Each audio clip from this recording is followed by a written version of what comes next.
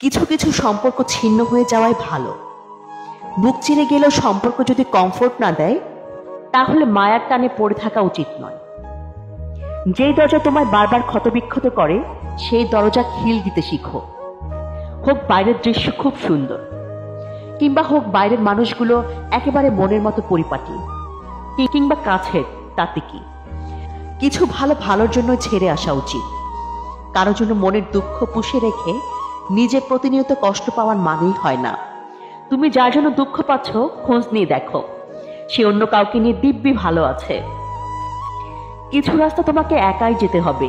না থাকবে তোমার পরিবার, না থাকবে তোমার বন্ধু, শুধু থাকবে তুমি আর তোমার ছায়া।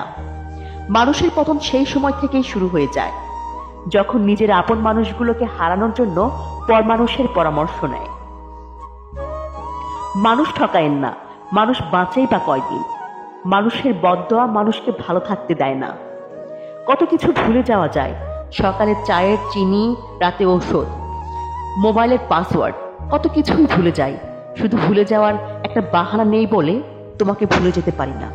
পৃথিবীতে যারা মুখ ফুটে নালিশ করতে পারে না, চুপ করে থাকে, তারাই উল্টো আসামি হয়। কাউকে এতটাও গুরুত্ব দিতে যাবেন না যতটা গুরুত্ব দিলে আপনি নিজেই নিজের কাছে গুরুত্বহীন হয়ে যান। যার যতটুকু প্রাপ্য ঠিক ততটুকুই গুরুত্ব দিন। অতিরিক্ত গুরুত্ব সবাই হজম করতে পারে না।